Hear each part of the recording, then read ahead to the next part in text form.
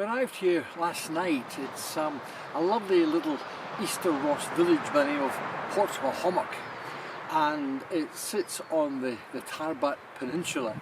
So later on today we'll take a walk along the peninsula to the lighthouse, and that offers pretty good views across to the Murray coast and north towards Caithness. Portmahomack is just off the route of the NC 500, and I think it's all the better for that.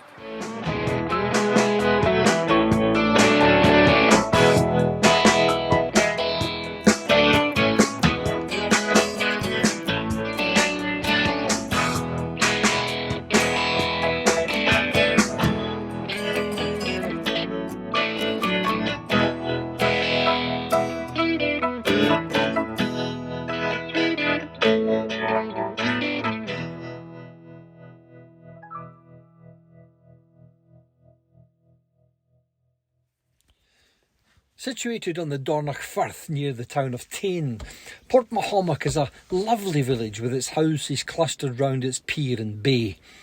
The name comes from the Gaelic, Portmahomack, or St Colman's Port, and it dates back to 800 AD.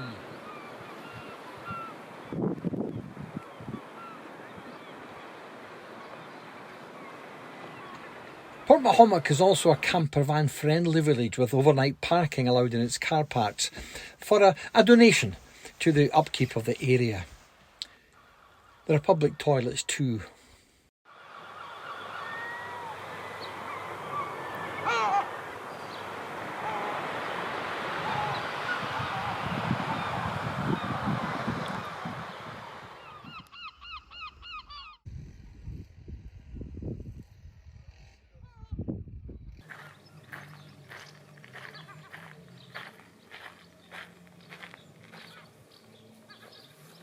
This is St Colman's Church in Portmahomack, or as it's known today as the Tarbat Discovery Centre.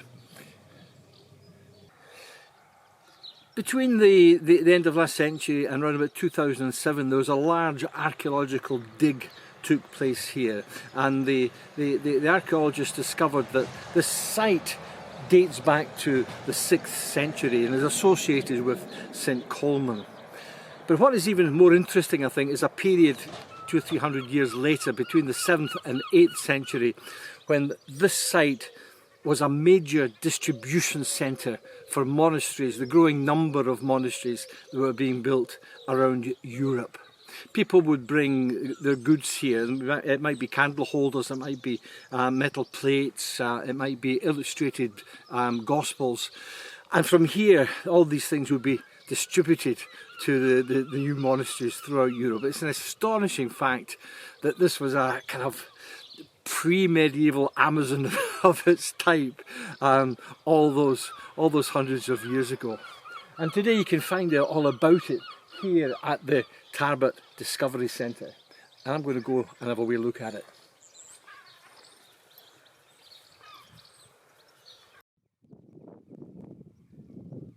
This old church has been described as the Iona of the East, and in 1999 the museum was opened with much of the space dedicated to display of finds from the site immediately surrounding the church building, and of course the interpretation of the 8th century monastic settlement and its workshops. As well as being a distribution centre for monastery equipment, there is evidence of tin and metal workings as well as vellum making, the hide that was used as paper for the illuminated Gospels, that eventually found their way to all corners of Europe. The area is also well known for its pictish carved stones and cross slabs, art that is as enigmatic as it is beautiful. The symbols are mysterious, as are the intricate scrolls and knots and shapes of mythical beasts that decorate them.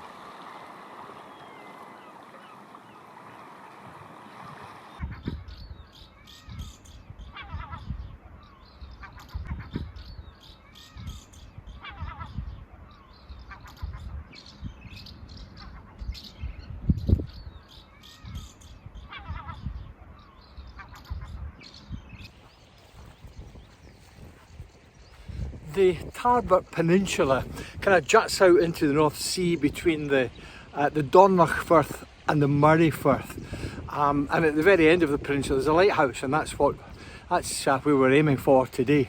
It's kind of on the edge, and I quite like places that exist on the edge.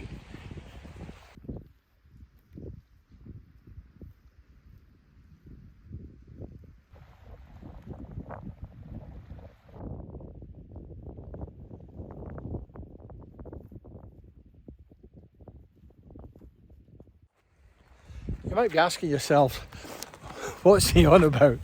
Places that are on the edge. Well, I kind of mean, you know, the edge of the mainland, the edge of a shore, where civilization stops and wildness begins. The edge when you reach the top of a mountain, and beyond the mountain there's nothing but sky. I kind of feel that there's a kind of liminality to these places, just where perspectives change, where our whole kind of feeling changes about, you know, where we are and where we're going. And sometimes at these places on the edge you can't actually go any further, and that appeals to me too. I think it all goes back to my childhood, when I had this fascination for peeking over horizons.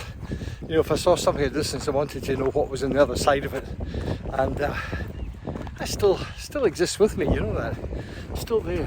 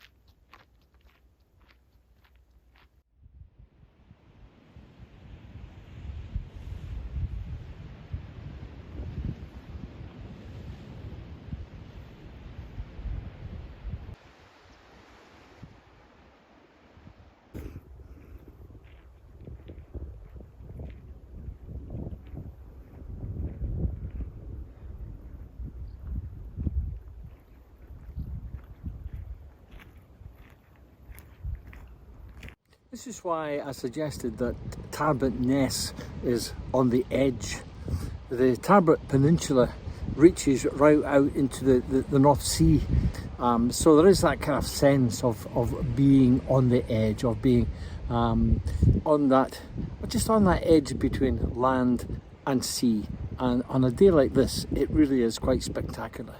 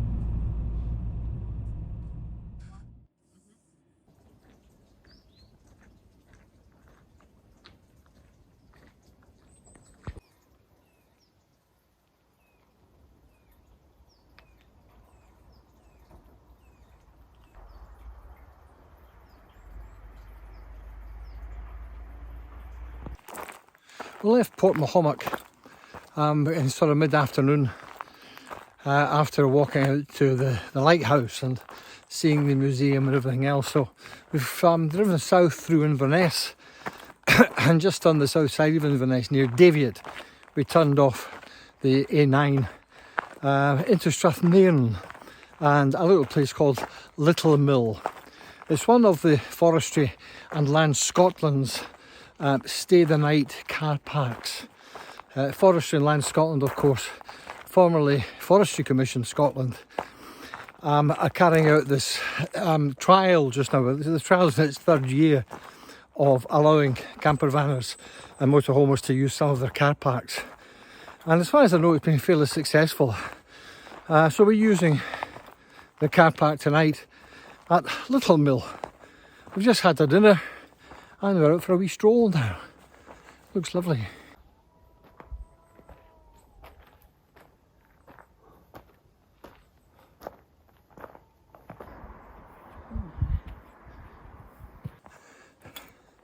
The sign at the beginning of the walk said it's quite strenuous. And it is.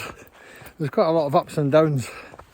Basically it's called the Esker trail, and Eskers are like ridges that were left behind after the glaciers, and this trail, it follows the lines of 2 or 3 of these ridges. The only problem is in between you've got to drop down and then climb up again. Oh, now which way is it here? Oh, there's a blue sign, so I guess it's over this way. We've just come off one of the ridges and we're climbing up onto the next one, the Esker trail.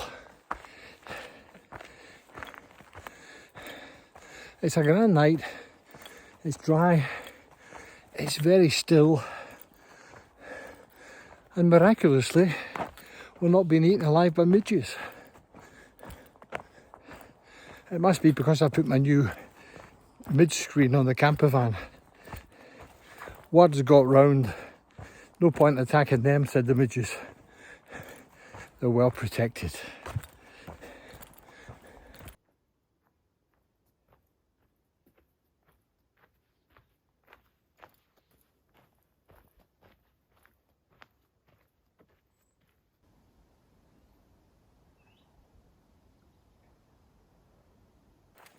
One of the great delights of living in the Scottish Highlands is you can just nip off in the campervan for a couple of days at a time and get to some pretty nice places without, without long drives along motorways and dual carriageways. We had a couple of days to spare, so we thought, where will we go? The west coast will be busy because it's kind of mid-July. The NC 500 will no doubt be busy, so let's just go up off the route.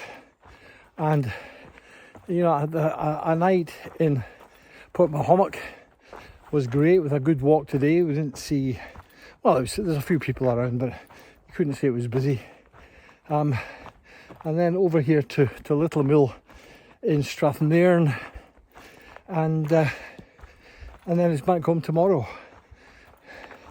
We're only about, probably less than an hour from Newton Moor where we live, so that'd be quite useful to get up quite sharp in the morning and get away. I've actually got a fairly early appointment with my physio, so I mustn't miss that. The ageing bones and limbs need a bit of work on them, so that's why I'm seeing a physio. So yeah, it's nice to be in a great place like this and know we're only an hour or so from home, and we can get back there quite sharp in the morning. Strath Nairn is it's a beautiful part of the Highlands. It's kind of out with the beaten track, and of course named after the town at the head of the River Nairn, Nairn, which is, some say, the fastest town in Scotland. And why is that? Nairn. Sorry. See you next time.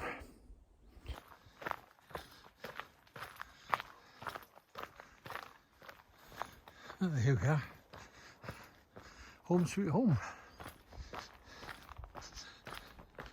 Another popular spot for the night. This here's the Caravaggio.